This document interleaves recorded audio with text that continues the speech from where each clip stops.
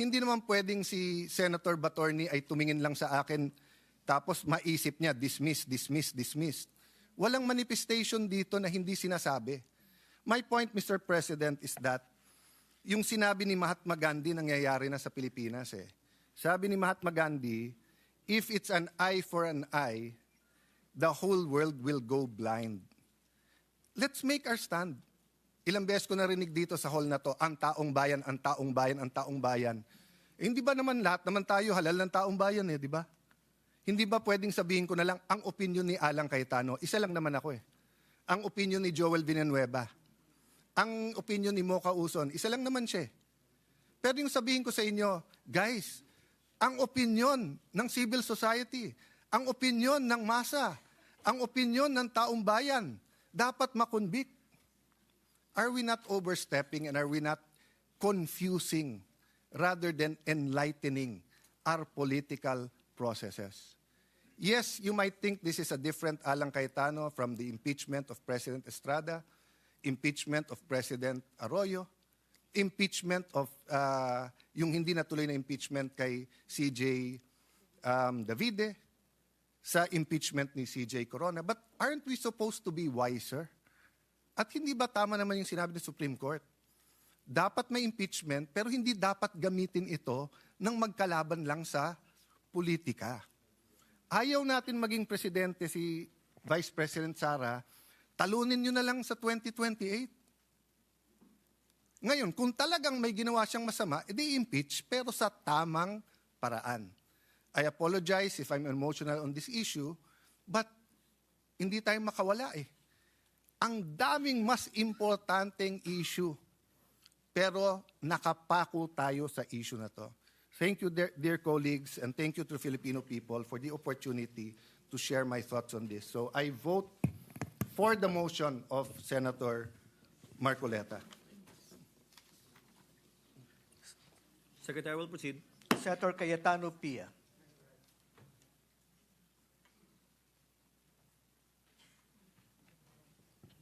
I vote yes, Mr. President, and I will explain my vote. The lady may proceed. Thank you. Why are we here today? Why do I have to cast my vote? It is because a group of citizens, including the members of the House of Representatives, exercised the right to impeach an impeachable officer.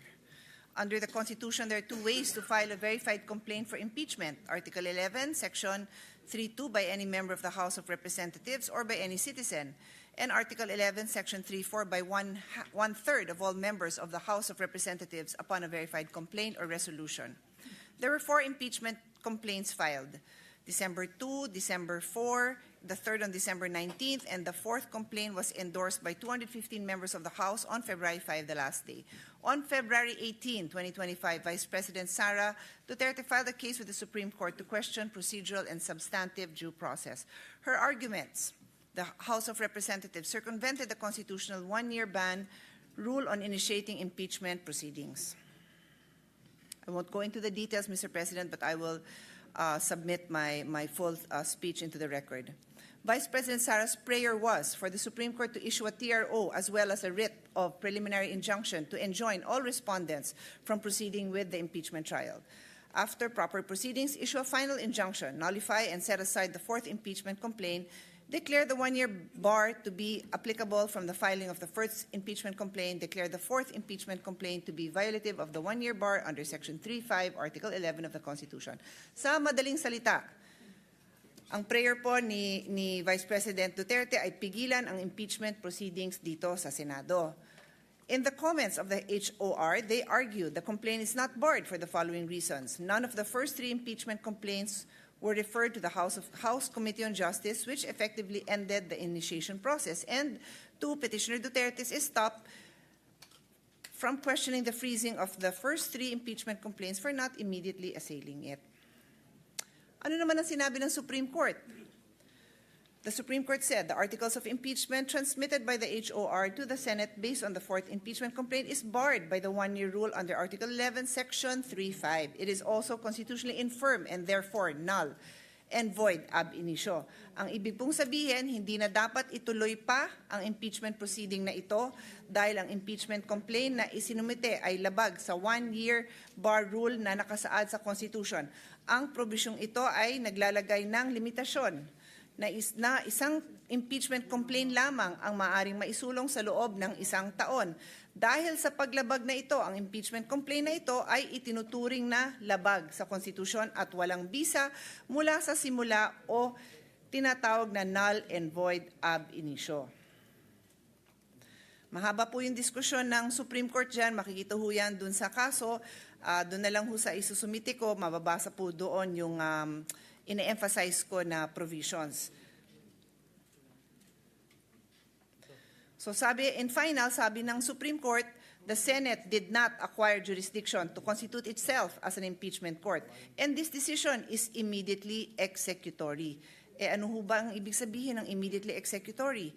Ibig sabihin po nito na notwithstanding the filing of a motion for reconsideration by the House, the Supreme Court's decision is immediately executory, such that the MR will not stay the decision. Katulad po ng sinabi ko kanina, dun sa press briefing ng Supreme Court, after mag-file ng motion for reconsideration ang House of Representatives, inulit pa rin ng Supreme Court na immediately executory po ito. Ano ba talaga ang karapatan ng Supreme Court na makialam dito sa impeachment case na ito? Well, ito po yung tinatawag na judicial powers ng Supreme Court. The Constitution expressly grants judicial power to our Supreme Court. Article 8, Section 1 of the Constitution provides that judicial power includes the determination of whether or not there has been a grave abuse of discretion amounting to lack or excess of jurisdiction on the part of any branch or instrumentality of government. Sinabi po dito, any branch, kasama po dyan ang Senado. Pwedeng sabihin ng Supreme Court na may grave abuse ang Senado. Pwedeng sabihin yon. Pwede niya rin sabihin sa House yon. Pwede niyang sabihin sa kahit anong branch of government. Yan po ang nakasulat sa ating Constitution. In Francisco versus House of Representatives, the Supreme Court ruled that and the judiciary in turn with the Supreme Court as the final arbiter effectively checks the other departments in the exercise of its power to determine the law and hence to declare executive and legislative acts void if violative of the Constitution. So sinabi talaga dito, possible na ang Executive Act, ang Legislative Act ay maging void. In case of conflict, the Judicial Department is the only constitutional organ which can be called upon to determine the proper allocation of powers between the several departments and among the integral or constituent units thereof. The House of Representatives urged the Supreme Court to exercise judicial restraint. Sabi ng House, hinay-hinay lang, Supreme Court, so that you can avoid encroaching upon the powers of the legislature and violating the principle of separation of powers. However, the Supreme Court in Duterte versus HREP held that there is a clear and demonstrable textual commitment in the Constitution for the court to act on any grave abuse of discretion of any branch or instrumentality of government. This includes the House of Representatives or the Senate in their exercise of their prerogatives with respect to the process of impeachment. Grave abuse of discretion from the provision does not mean actions without jurisdiction. It includes acts which originally may have been within their discretion, but subsequently the subject of a violation of a constitutional right. This is what is meant by excess of jurisdiction. This court does not decide whether and when to initiate a case of impeachment. However, the court has the power to decide how the provisions which limit the exercise are to be interpreted. On due process, numerous Supreme Court decisions expound on procedural due process in various contexts. These cases underscore the Supreme Court's enduring commitment to uphold procedural due process as a safeguard against arbitrary government action. Bakit po pumasok itong issue na due process? Kasi sinabi ng Supreme Court, hindi naman nagkaroon ng pagkakataon ang Vice President na makita ang complaint sa kanya, hindi rin nakita ang mga ebidensya. Due process exists kahit saan daw pong parte ng paggogobyerno natin. Based on the decision, in order to proceed with the impeachment proceedings, the House prosecutors must show not only a valid ground thereof, but also that procedural due process has properly been observed. as this safeguards individuals from the arbitrary exercise of government power by requiring adherence to fair procedures. As such, when there is a violation of due process as enshrined under the Constitution, the case must be dismissed. Kailangan ba ng Senado sumunod sa Korte Suprema? Sinabi ko po at uulitin ko na ang sabi ng Korte Suprema, void ab initio nga po ang kaso. Walang bisa. In Latin, void ab initio means void from the beginning. Sa umpisa pa lang, void. It indicates that something was never valid or legally effective from its inception, rather than becoming invalid at a later point in time. So sa umpisa pa lang, invalid. Hindi siya naging invalid later on, invalid siya sa umpisa pa lang. Absolutely non-existence from the very beginning. Yan ang ibig sabihin ng ab initio. Null and void. It produces no rights, imposes no duties, and affords no protection. It has no legal effect. It is, in legal contemplation, inoperative, as if it has not been passed. As such, it cannot justify an official act taken under it. Yun po ang basihan ng aking desisyon. It cannot justify an official act taken under it. Hindi ho pwede nating pasukin. Gustuhin man natin alamin.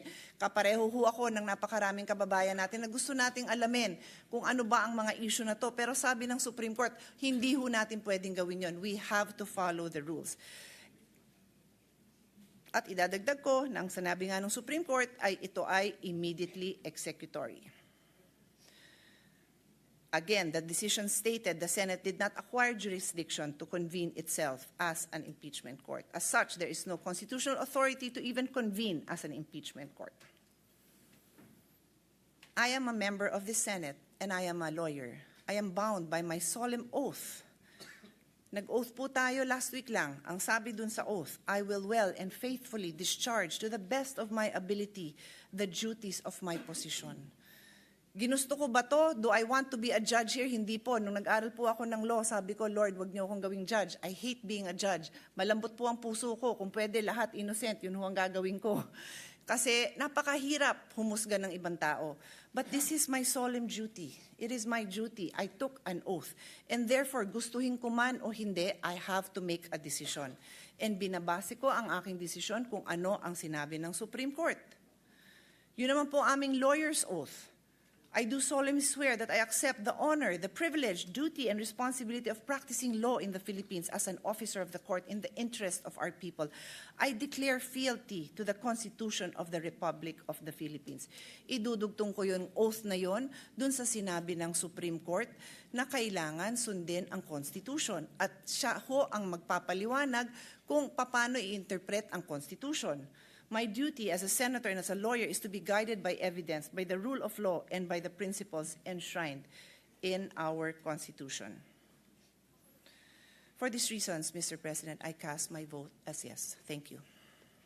Thank you, Senator Pia Cayetano. Secretary. Senator De La Rosa. Senator Ronald Bato de la Rosa is recognized. Mr. President, I vote yes to the motion of Senator Marcolita, and may I be allowed to explain my vote? Thank you, Mr. President.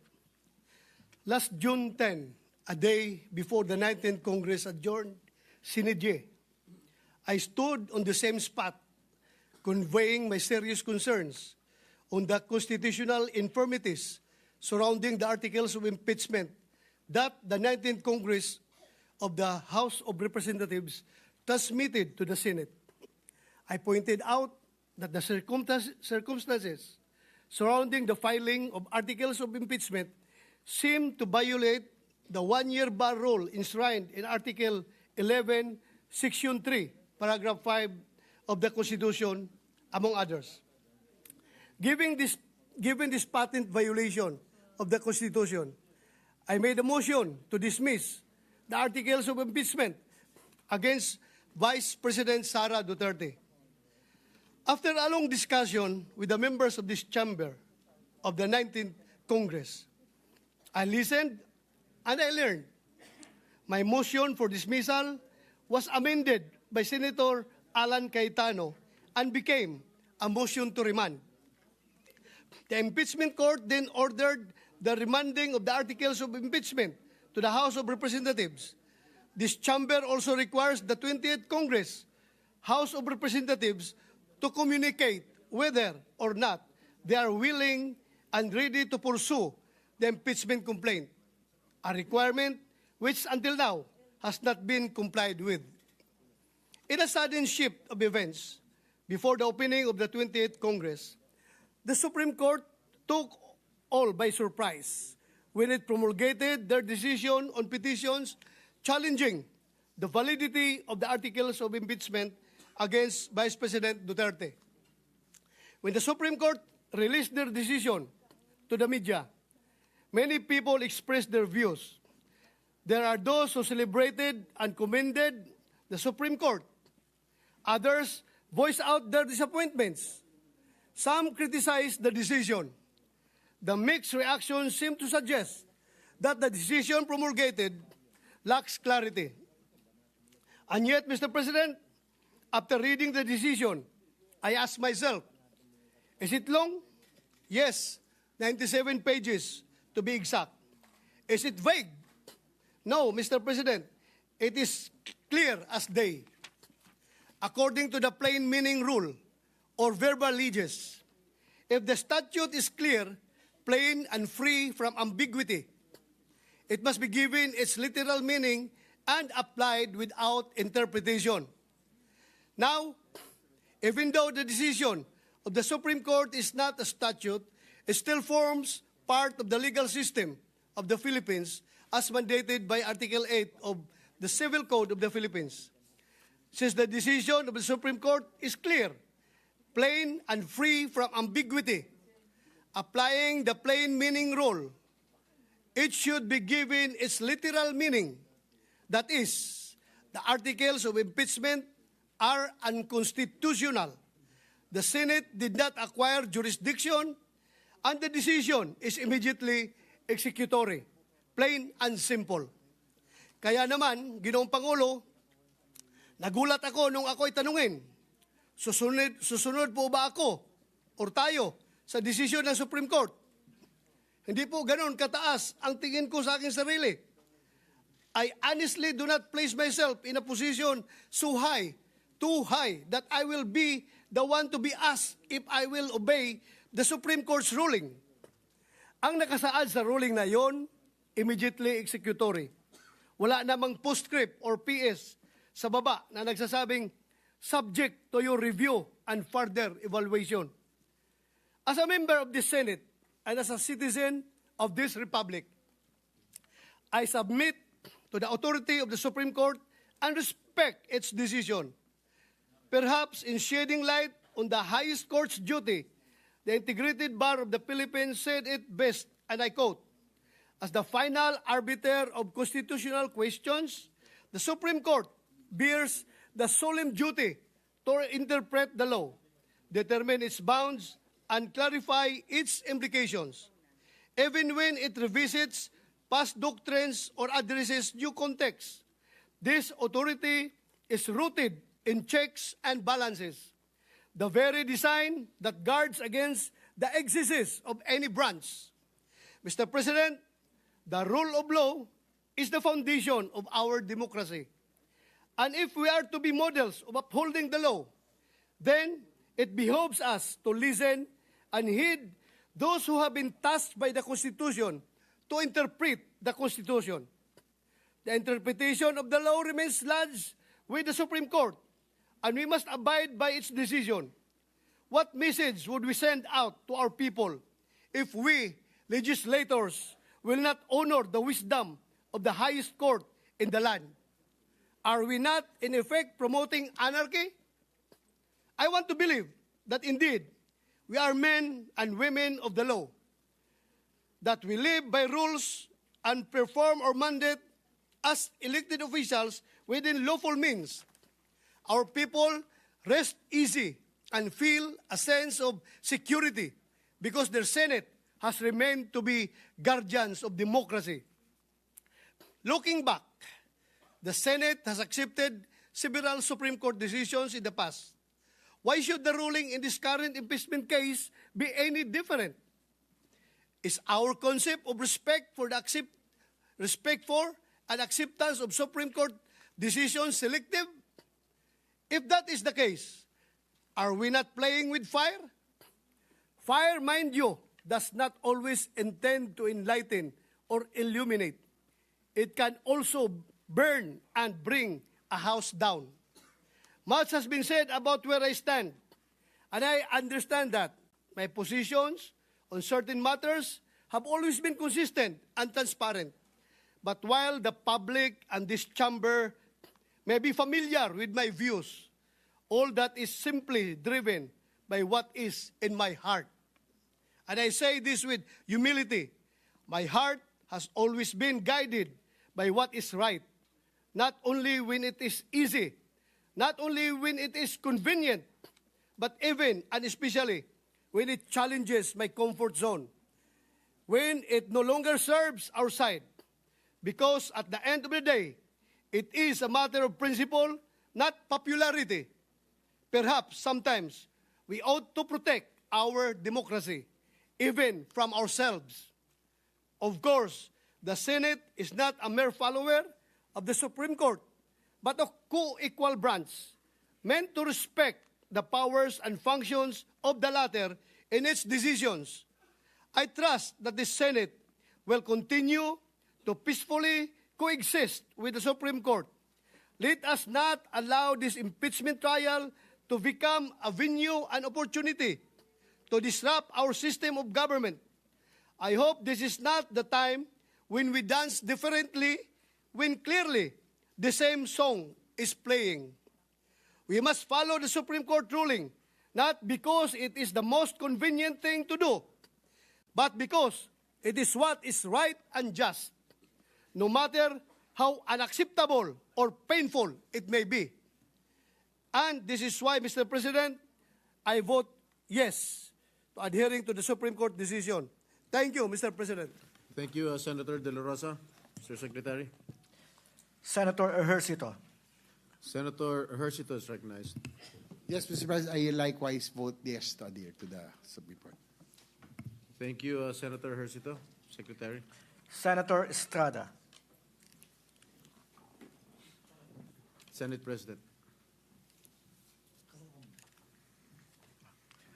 Senate President Escudero.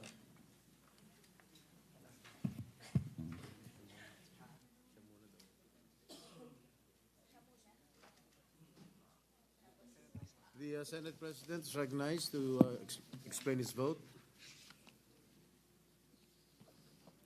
Thank you, Mr. President. Distinguished colleagues, sa mga minamahal nating kababayan. For many of us, the past 2 weeks have proven to be an exasperating, mentally and emotionally exhausting experience. Both sides have fought bitterly at the electoral struggle to articulate what they respectively believe to be the correct position or view on the issues involved.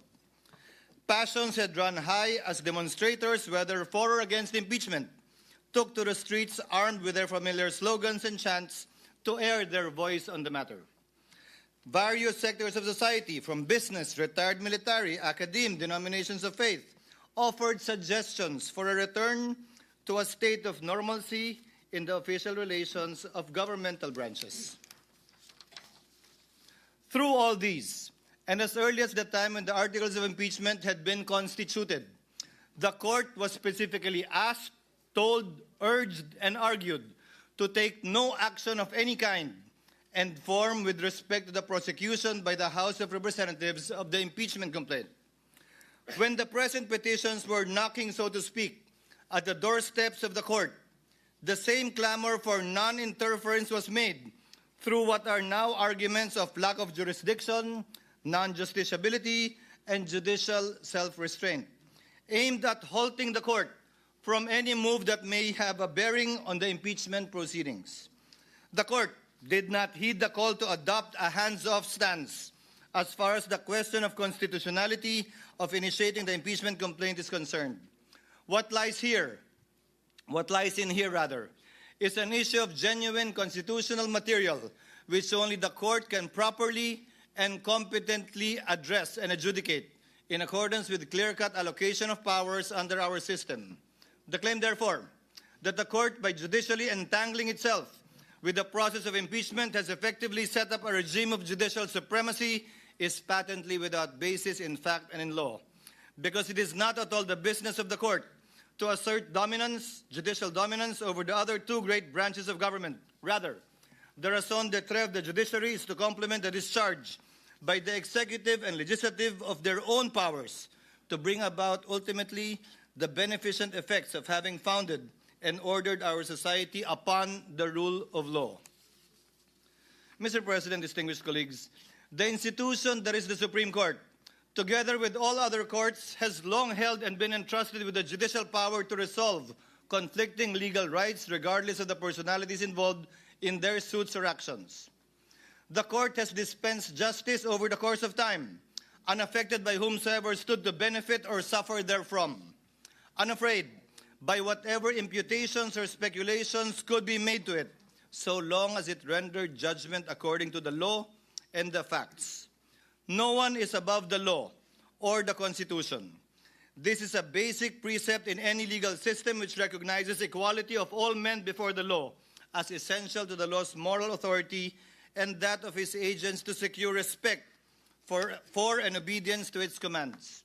Perhaps there is no other government branch or instrumentality that is most zealous in protecting that principle of legal equality other than the Supreme Court, which has discerned in its meaning and ramifications through its application of numerous cases, especially the high-profile kind in the annals of jurisprudence.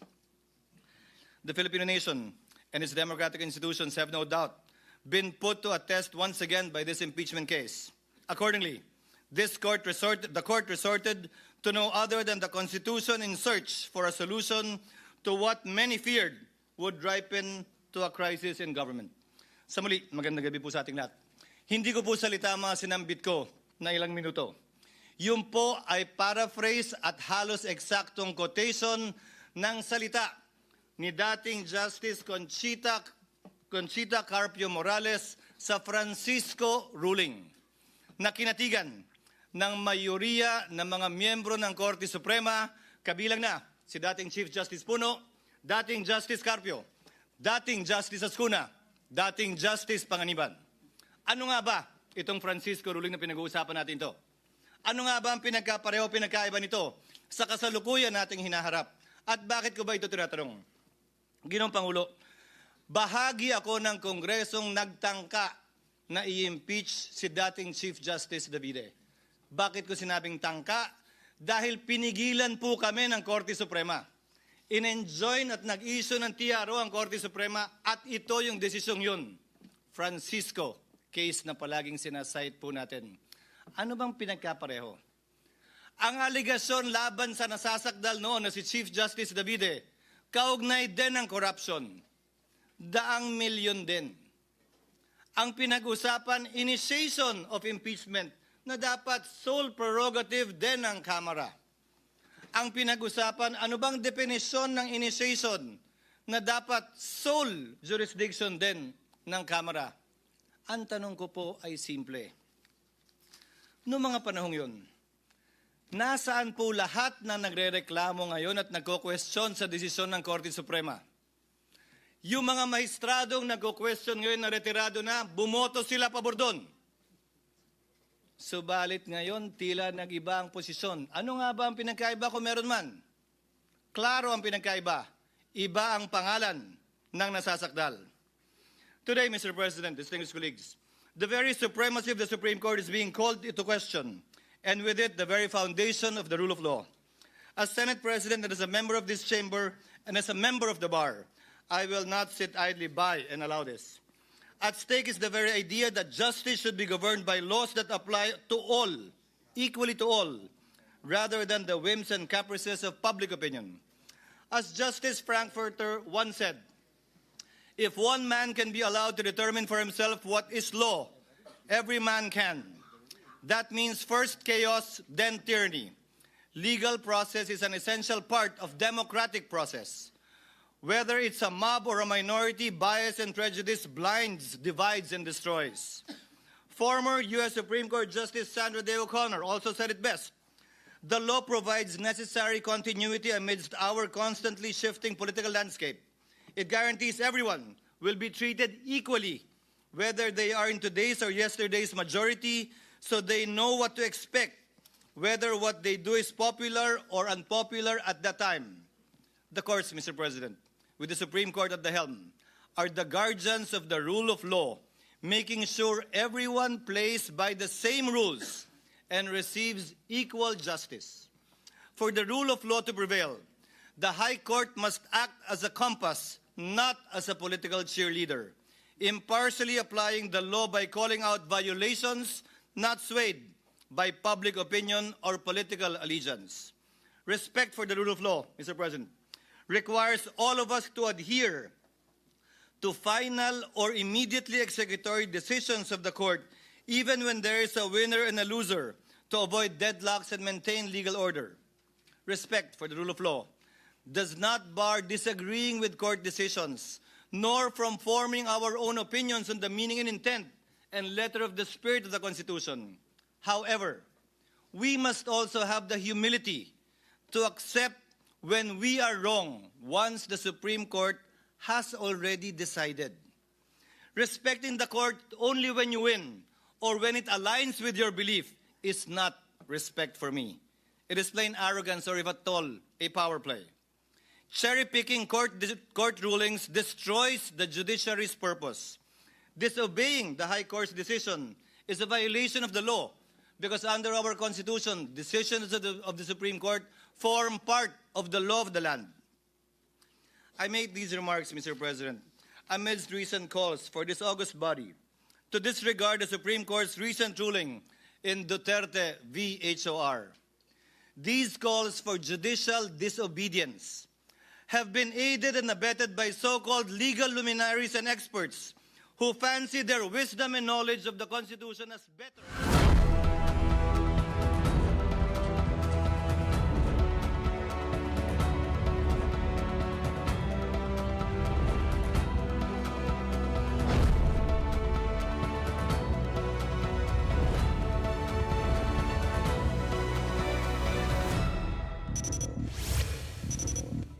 Good evening, I'm Ces Orenia Drilon. I'm Pauline Verzosa. And I'm Sean Yao.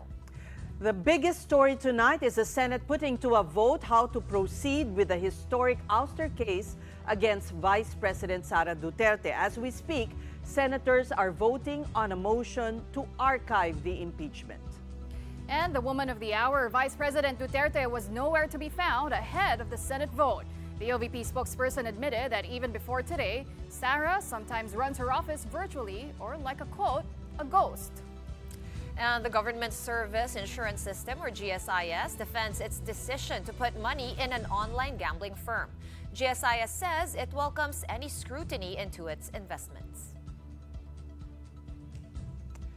It was neophyte Senator Rodante Marcoleta who moved to dismiss the verified impeachment complaint against Vice President Sara Duterte. Before any debate or interpellation on whether the Senate should follow the Supreme Court's decision to declare it unconstitutional, Marcoleta made the motion while delivering his privileged speech. Marcoleta noted that the House of Representatives committed several violations in filing the articles of impeachment against Duterte.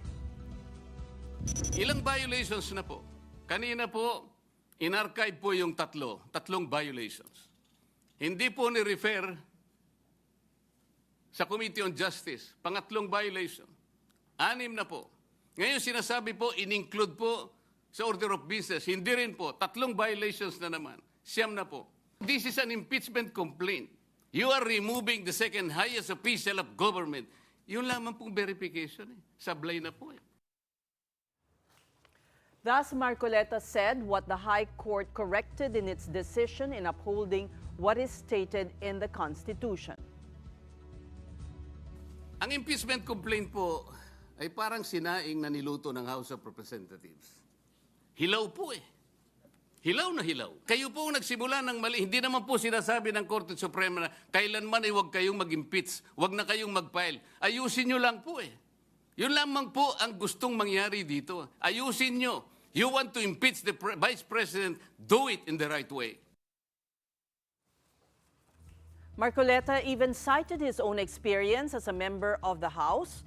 he did not receive a copy of the articles of impeachment against Duterte and that some members also signed without reading it.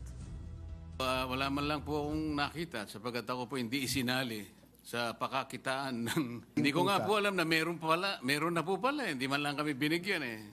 Kaya nung tinanong ko po yung aking mga kasama, kayo pala binigyan, bigyan nyo nga ako ng kopya para mabasa ko. Wala rin kami. Paano nyo pinirmahan? Hindi naman namin binasa nung pinirmahan na. Basta meron lang binigay ng mga signature pages. Doon lang kami pumirma. So hindi nyo nabasa? Hindi.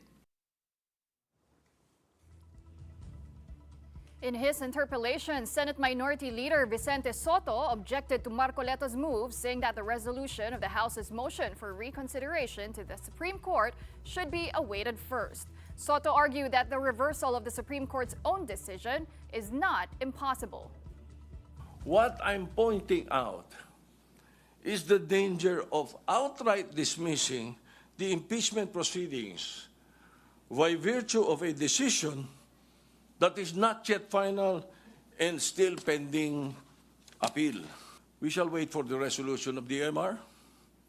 Please, let us allow and give chance to the Supreme Court to rectify its decision, which contains clear and blatant errors.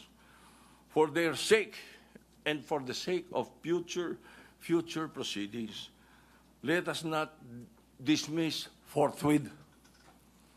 And in that light, considering the motion of the gentleman to motion to dismiss, I move to table the motion to dismiss. A motion to table has a higher precedence than a motion to dismiss. Soto ended his speech by moving to table Marcoleta's motion to dismiss Duterte's impeachment case. Senator Panfilo Lacson also noted that the motion to dismiss was not in the Senate's guidelines. Wala tayo pong guidelines kasi wala po sa rules natin yung motion to dismiss. So anong guidelines ang susundin natin in addressing the motion to dismiss submitted by the Honorable Marcoleta? Assuming arguendo, Mr. President, that the motion is voted upon and adopted by this body, what if, Mr. President, the Supreme Court reverses itself when it rules on the MR filed by the House of Representatives through the Solgen? Shall we also backtrack and reverse ourselves in dismissing the impeachment case?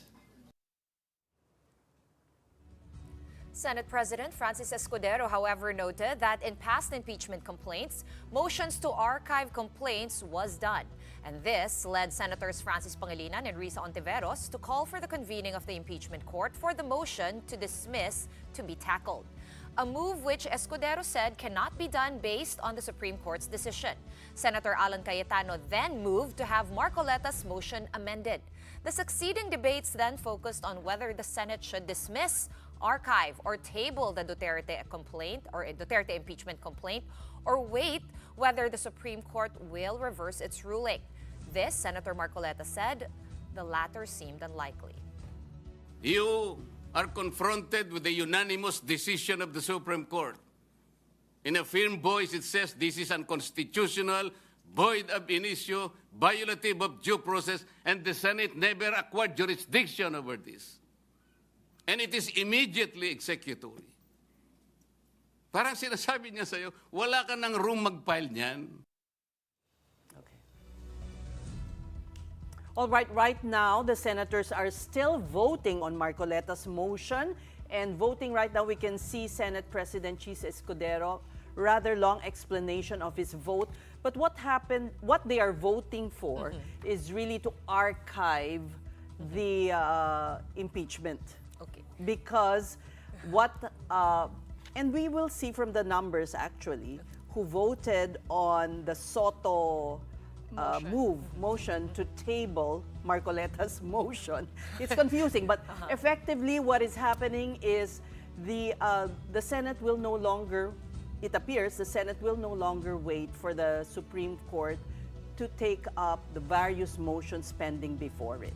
Okay, so just to clarify, let's do a quick definition of term, shall we, Pawi? I will take Senator Soto's table, and Pawi will take the motion of Senator Marcoleta. Well, first, Senator Soto's motion to table Marcoleta's motion. Explain that. Tabling the motion according to Senate Minority Leader Tito Soto simply means that they want to wait for the Supreme Court to decide on the motions for reconsideration, wait for the replies of the Vice President and the Senate before they make a decision on how to proceed. Right. That's right. But what came before that was Senator Marcoleta's motion to dismiss forthwith this impeachment complaint. But then the motion of Tito Soto to table actually has precedence, meaning they should decide on that first. Kanina ko lang din yun na-discover, na may precedence pala yun. But what happened is 19-5, they voted on it. So what came next is the motion na nga of Marcoleta to dismiss. And that is, he is arguing that they shouldn't be tackling anymore this impeachment complaint because they don't have jurisdiction. He cited a lot of arguments as well, right? Violations. He even compared it to pagsaing daw ng bigas ng kanin. That what the House filed was quite lacking in form and substance. Lots of... Yun pa kasi ayaw rin ni Senator Lacson, Ping Lacson, gamitin yung term na dismiss because it never appears daw in their rules. So, and that's how they came up with a new word, which is to archive. To archive. Which Senator Soto said is practically Dead. It makes it dead. killing it.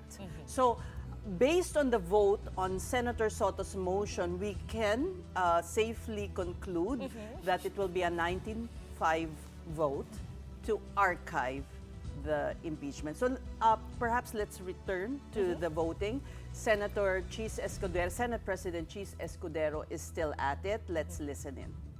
Of the Constitution as well as the institutions created under it.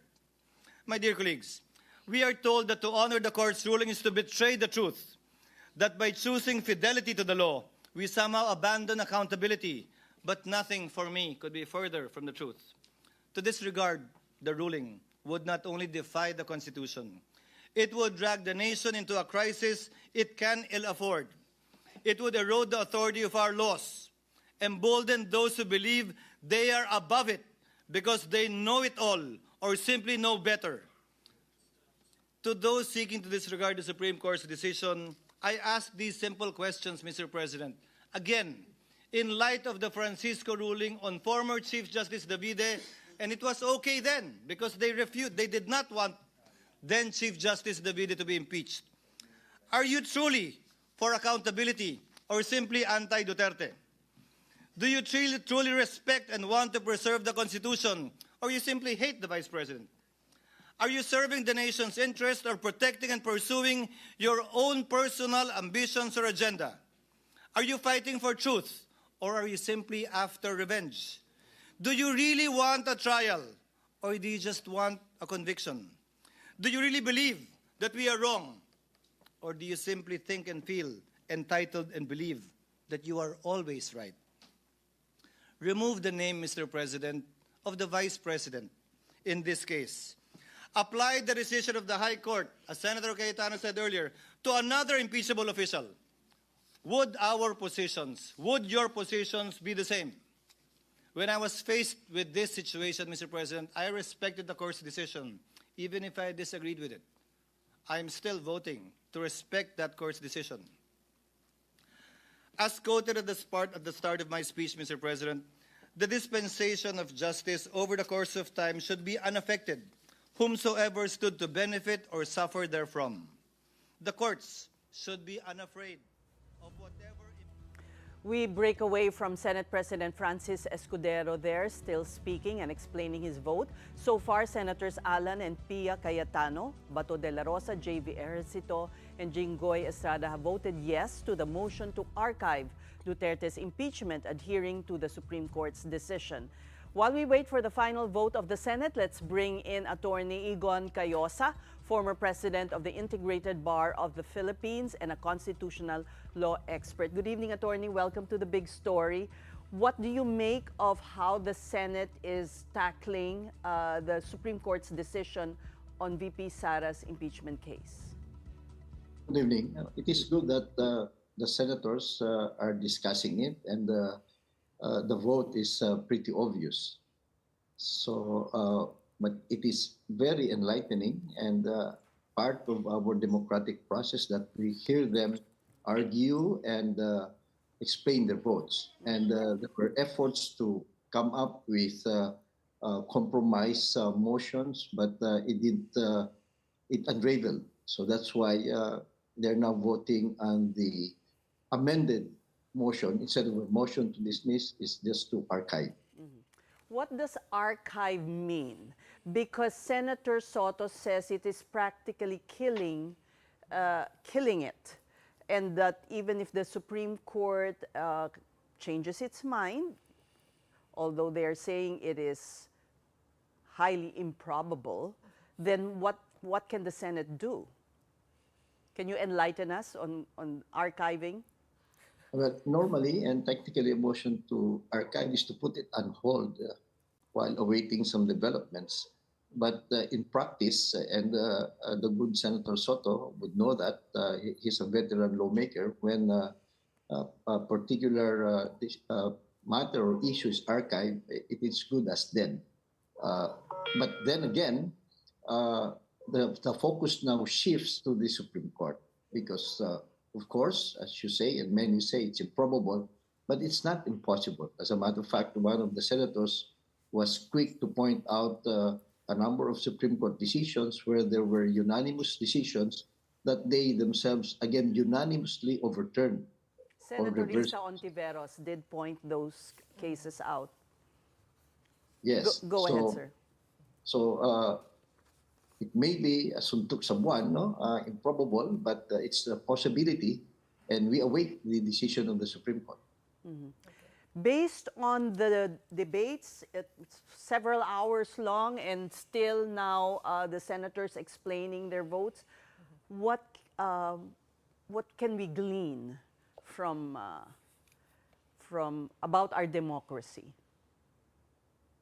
Well, we could say that it's working in the sense that people are free to express their opinions. The elected representatives argue their views, their case, and their votes. And insofar as the Senate is concerned, it's all in full public view. So we can judge them by the way they argue, the soundness of their position, or their particular vote. So to me, that's okay. That's the beauty of a public forum. And but at the end of the day, it's about an exercise of power or discretion. And the Senate is in the process of exercising their power as the senators. It's not clear at this point whether they're voting as an impeachment court, as a Senate, or as a Senate in plenary.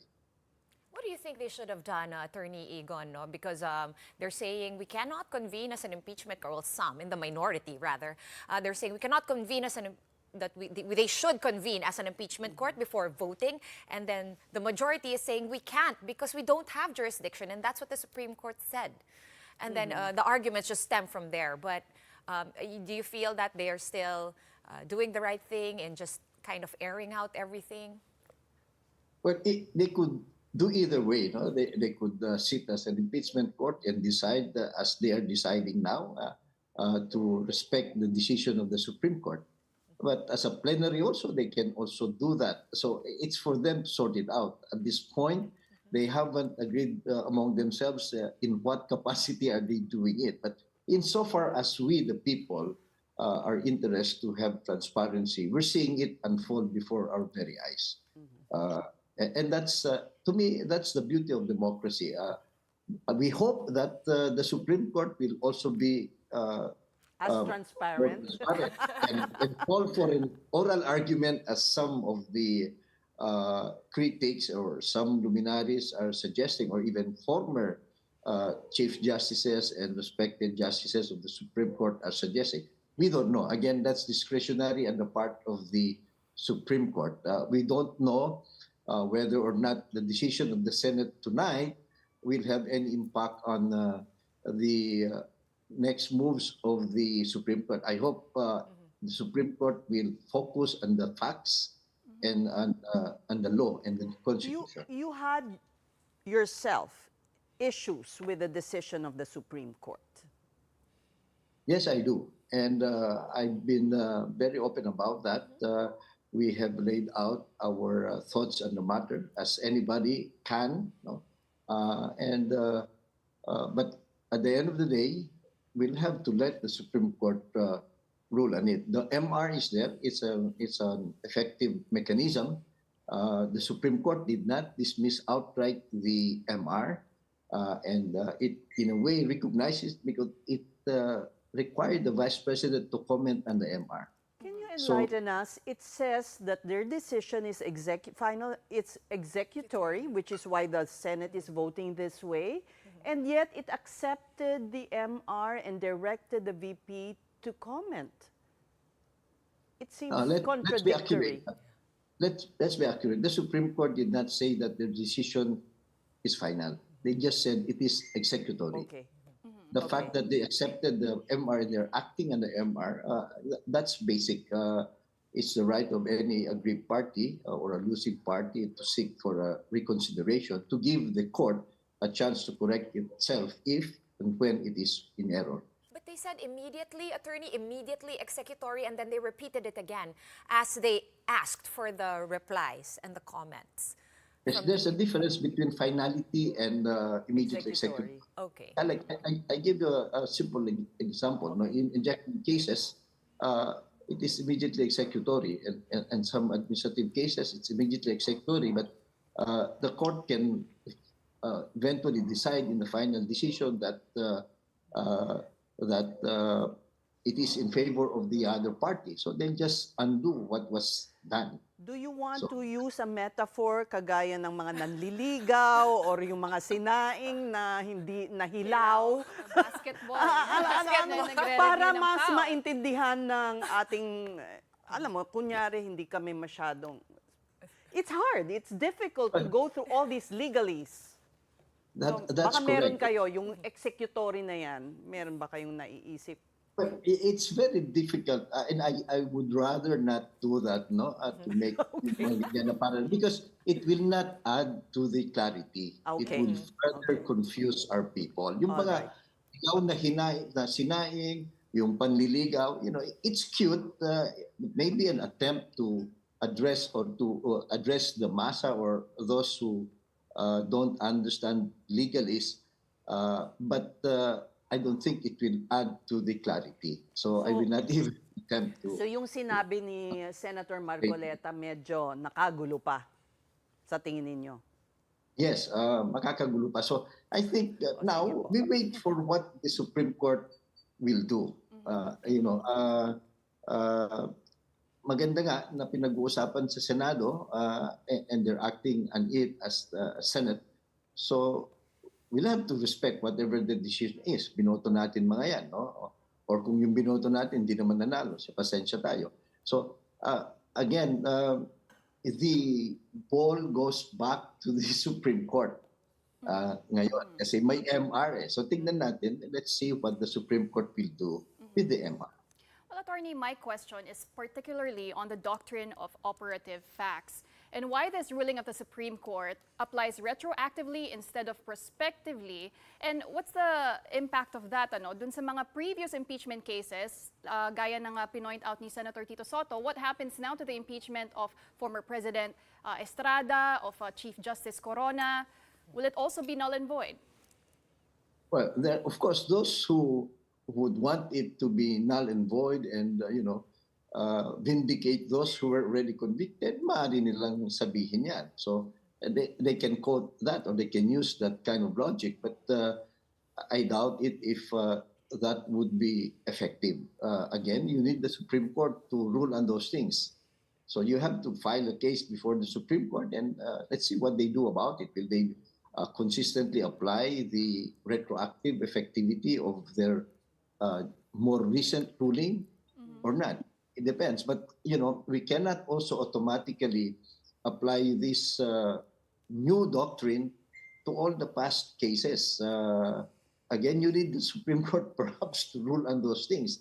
hindi rin pwede. Maaaring, you can use it as an argument. As a matter of fact, those who question the fairness and the serious implications of this much criticized ruling is using that.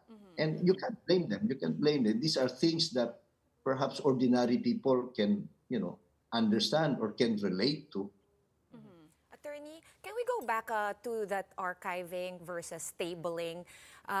Because I think that's kind of, to a normal person, it may sound the same, right? But of course, Tito Soto is on the table side, and Senator Marcoleta brought forth the archiving side. So if in archive, we discussed this earlier, sabi nga ni Senator Tito, baka good as dead na siya. And you mentioned because of his experience, you kind of agree with him, but they were arguing on the floor in the Senate na pwede naman siyang buhayin ulit, pending kung anong sinabi po nung SC.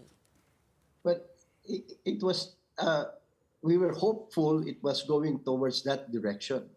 But if you notice, when the majority floor leader amended the motion to dismiss of Senator Marcoleta, he didn't include the earlier amendments proposed by Senator Cayetano. So, to adhere again, to the Constitution? yes, And to the Supreme Court? Yeah, and depending on what will happen in the MR, then they will act accordingly. Wala na yun, if you notice. Nawala yun. It's just to archive, period. So talagang, yun na nga, kung manalo na yung archive, which is mukhang, predictably, probably, that's what's going to happen, then wala na talaga. But what if the SC says something? Well, even if the SC doesn't say anything, assuming, they reverse themselves and say they were mistaken, so they're correcting themselves. So, the Senate had jurisdiction. It again boils down to the vote by the senators. If they really want to, they can revive the case and pull it out of the archive and continue. That's very possible. But since they are a collegial body, you'll have to get the necessary votes to do that. And the 19.5, you can already assume that this is how it will go. This is how they draw the line politically. It's pretty obvious. Well, of course, we would like to presume and give them the benefit of the doubt that people are voting according to their conscience, their knowledge of what's right or wrong, or out of respect for the Supreme Court, or for pure politics. We give it to them because, admittedly, impeachment really is political in nature, and But we must clarify also, Attorney, that they explained that, they do want a trial. It's just that the process was flawed. Some of them in their explanation of the votes. Yes, of course, because it's also very clear in the Supreme Court decision that, you can file again by next year, February, just observe the 1-year ban and then do it better this time. And the problem is the Supreme Court added requirements to what the plain language of the Constitution is. So that's one of the criticisms of those who are assailing the soundness of this decision. All right. We thank you for talking to us, Attorney Igon Cayosa, former president of the Integrated Bar of the Philippines and a constitutional law expert. Meantime, here's an update on the Senate vote, voting yes to the archiving of Vice President Sara Duterte's impeachment. So far, Senators Alan and Pia Cayetano, Bato de la Rosa, J.V. Ejercito, and Senate President Francis Escudero. Senator Jinggoy Estrada was the latest to vote yes to the archive Duterte's impeachment. So that's 6 yes votes, 18 more votes to go.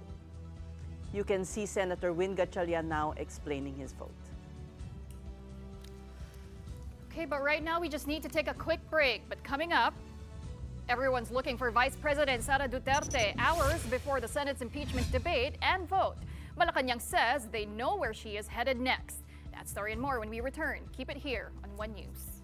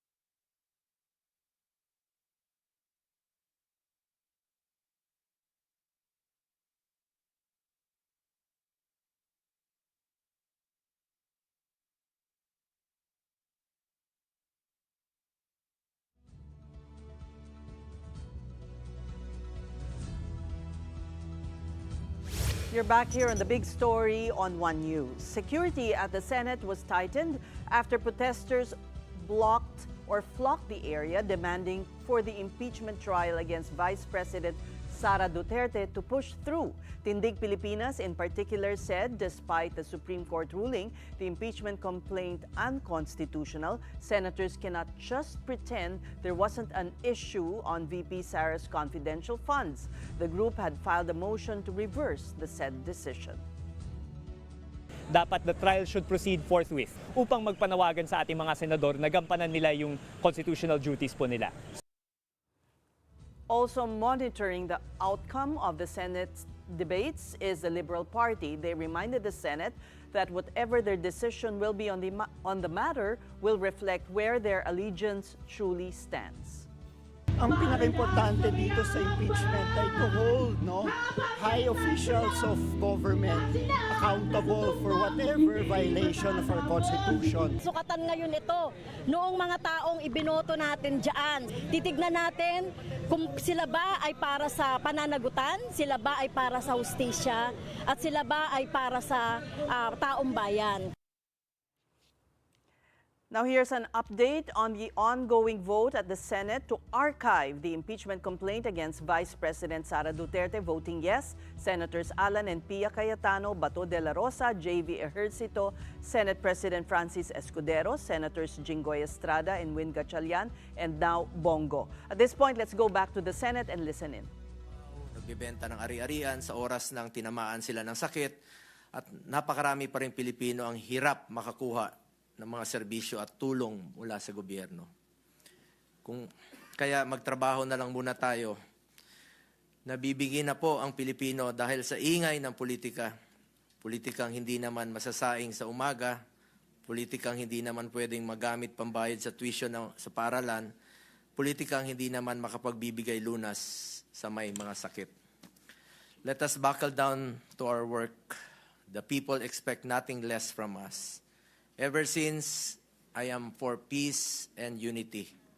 Nakikiusap po ako na magkaisa na tayo para makapagserbisyo na tayo sa ating mga kapwa Pilipino. Maraming salamat, Mr. President. Thank you, Senator Christopher Bongo. Sir Secretary. Senator Ontiveros. Senator Risa Ontiveros is next to explain her vote. Salamat po, Mr. President. Mr. President, I vote no. The 1987 Constitution entrusted the duty to try and decide all cases of impeachment to the Senate. Today, we are voting to abandon this mandate. I reiterate that the Supreme Court decision is not yet final. Kahit paano mo baliktarin. So, make no mistake, this was an act of the Senate. It is our institution which, in the words of colleagues, killed the articles of impeachment. Ang pinanggagalingan ko lamang po dito, pananagutan.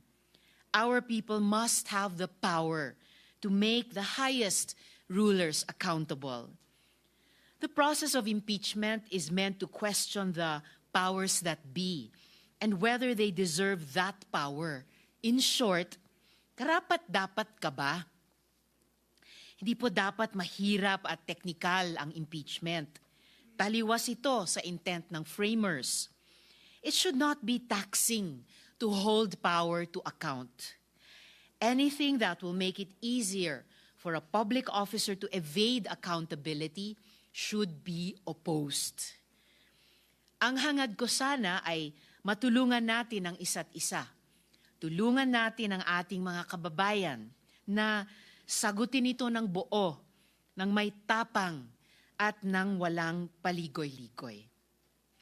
Ma-dismiss man natin ngayon o ma-archive ang articles of impeachment, mas mahirap i-dismiss o i-archive ang daing ng mga tao sa pananagutan at katarungan. Salamat po, Mr. President. Thank you, Senator Risa Ontiveros. Secretary. Senator Lacson. Senator Panfilo Ping Lacson is recognized to explain his vote. Thank you, Mr. President. Without the words immediately executory and the phrase on 25 July 2025, which held, among others, that the articles of impeachment are null and void, ab initio and that the Senate did not acquire jurisdiction over the same, I would have voted in favor of the amended motion because I have always maintained that we must respect and not disobey the Supreme Court. But since there's still a pending motion for reconsideration filed by the House of Representatives through the Solicitor General, I believe that the July 25 ruling is by no means final until it rules on the motion for reconsideration with finality. That being said, I would rather wait, not preempt, the final ruling of the High Court. It is for these reasons that I abstain, Mr. President. Thank you, Senator Lacson. Mr. Secretary. Senator Lapid. Senator Lito Lapid is recognized. Mr. President, rinirespeto ko po at ginagala ko ang kataas-taasan hukuman. Ang boto ko po ay yes. Salamat po. Maraming salamat, Senator Lapid. Secretary. Senator Legarda. Senator Lauren Legarda is recognized to explain her vote.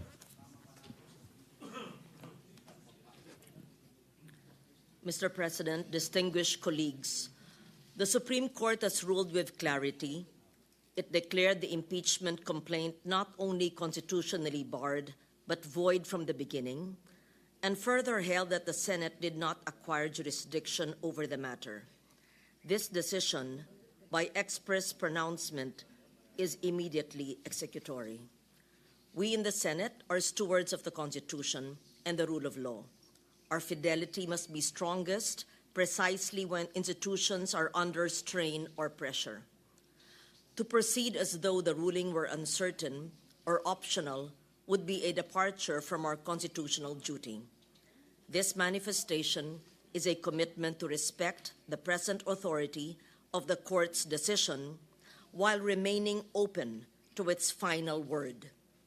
I cast my vote without prejudice to the Supreme Court's disposition of the pending motion for reconsideration. The Court speaks, and at times it speaks again. But until it does, the Senate must not act contrary to what it has already said.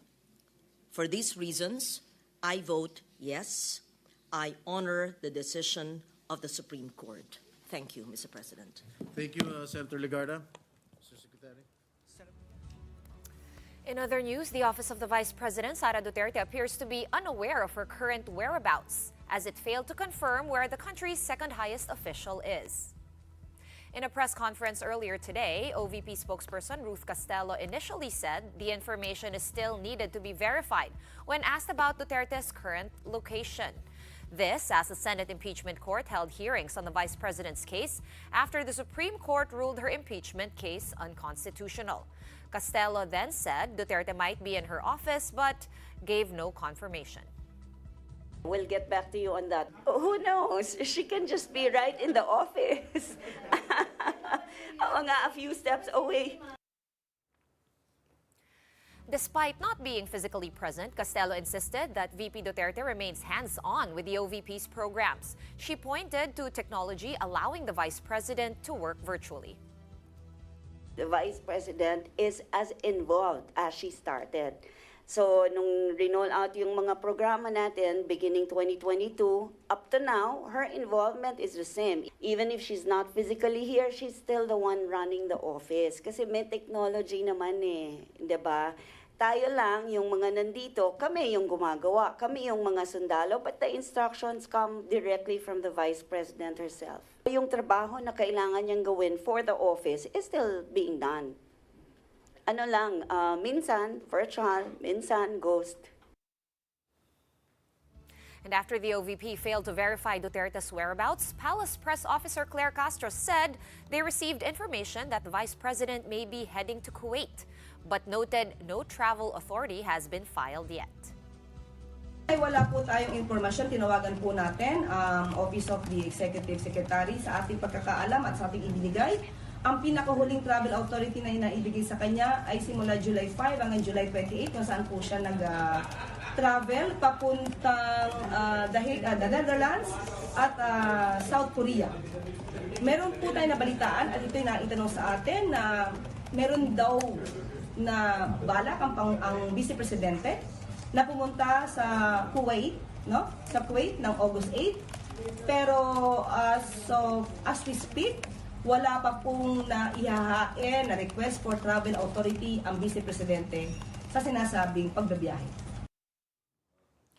Meantime, reactions continue to pour in after former Senator Sonny Trillanes claimed that former Vice President Leni Robredo is friends with her successor, Vice President Sara Duterte. Mamamayang Liberal Party List Representative Laila De Lima was among the first to dismiss this claim, calling out Trillanes for saying Robredo had been silent on former President Rodrigo Duterte's ordeal. She pointed to Robredo's strong record on human rights and justice. She said, quote, saying no one who stood with the opposition during a time of impunity and persecution could credibly accuse her of going soft on accountability, especially when it came to former President Duterte. De Lima said it is unclear what prompted these claims, but their impact is clear: division, distraction, and disinformation. She stressed that instead of focusing on holding the powerful accountable for their failures and falsehoods, the opposition ends up turning on itself.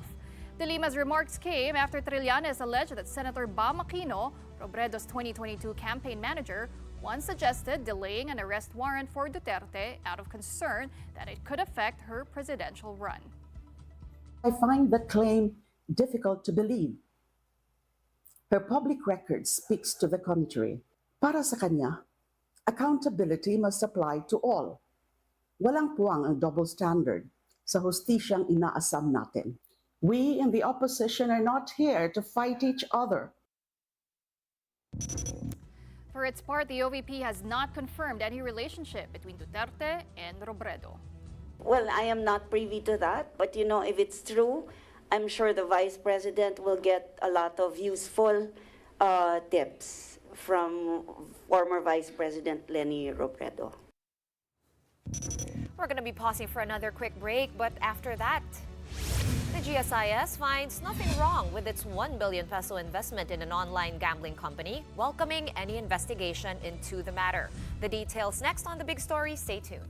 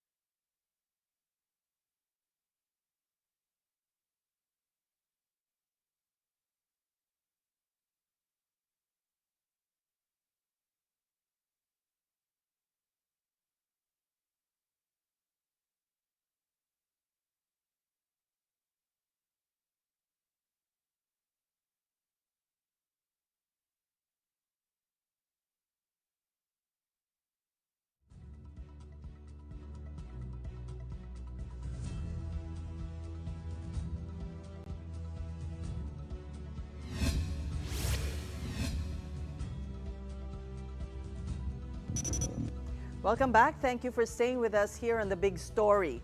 President Bongbong Marcos has ordered a 60-day suspension of all rice importations starting September 1st. The president made the directive after consulting with the cabinet on the sidelines of his visit to New Delhi, India, citing the need to protect local farmers struggling with low palay prices during harvest season. Presidential Communications Secretary Dave Gomez says the move follows a recommendation from Agriculture Secretary Francis Chu Laurel. While in India, Marcos also met with Indian business leaders to pitch investment opportunities in the Philippines, promoting his administration's more open economic policies. He was joined by members of his economic team, including Trade Secretary Cristina Roque and Finance Secretary Ralph Recto. Meanwhile, Senator Risa Ontiveros called for the upper chamber to investigate alleged questionable investments of the government service insurance system, or the GSIS. One such investment, Ontiveros pointed out in her privileged speech, is almost 1 billion pesos on shares in an online gambling platform, which was offered at a peak of 65 pesos and 30 centavos. But now the values of these shares have plummeted to as low as 13 pesos, which Ontiveros insists is a big loss. The senator also pointed to a 1.45 billion peso subscription agreement of the GSIS with Alternergy Holdings, a company with almost no track record and wasn't even listed at the stock exchange. Ontiveros further said, based on a 2023 audit report, the social insurance institution also infused funds to at least 3 other companies with poor performance, which resulted in more than 250 million pesos going to waste. Aside from a formal inquiry, Ontiveros is calling for a possible amendment of the GSIS Act. In the first place, what was GSIS thinking? Investing funds in online gambling. Tayo nga po, mga kasamang nagtatrabaho sa gobyerno, hindi pwedeng tumuntong sa casino. Lalo na, hindi pwedeng magsugal doon. Kaya, bakit ang GSIS naman? Todo taya at ginawang puhunan ang pera ng public employee sa sugalan. In reply, GSIS says, quote, "We welcome the scrutiny and call for public disclosure from various sectors, and we are prepared to present all relevant documents and data to the appropriate authorities." They also assured members, pensioners, and the Filipino public that the GSIS Social Insurance Fund remains strong, secure, and actuarially sound. And for tonight's big picture, signages about human immunodeficiency virus, or HIV, are now front and center, this time on the handrails of LRT1 trains. This is to mark this year's National HIV Awareness Month. It is part of the Department of Health's ongoing campaign to destigmatize HIV and bring essential services closer to the public. The DOH is also rolling out activations in major workplace hubs across Metro Manila, offering free condoms, lubricants, HIV testing, pre-exposure prophylaxis or PrEP, and advocacy talks to promote safe practices and early detection. Now here's another update on the ongoing vote at the Senate to archive the impeachment complaint against Vice President Sara Duterte.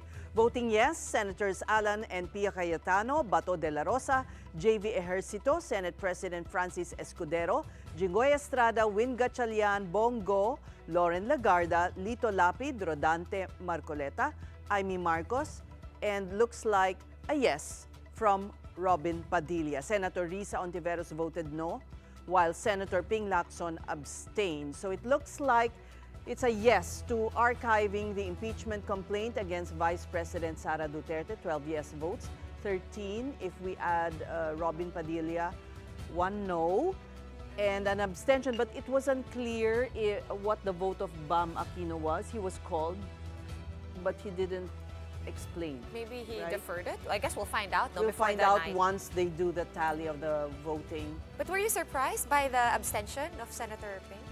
Yeah, I didn't see that coming. I thought...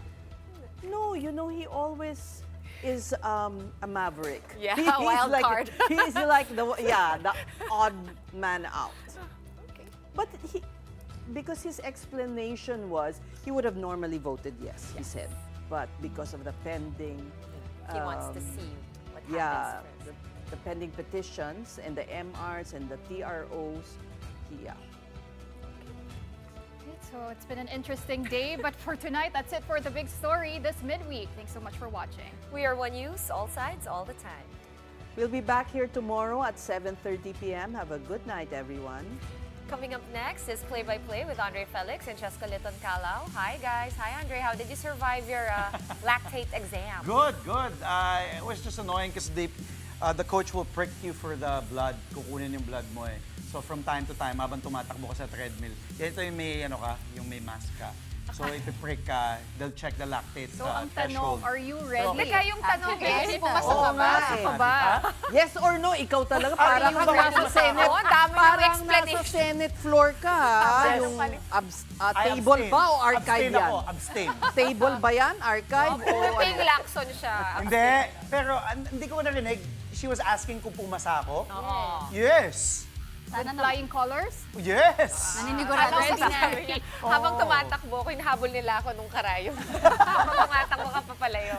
Well, we encourage our viewers to continue watching the Senate online. Yes. Because the vote isn't over yet. We don't mean to, cut you off.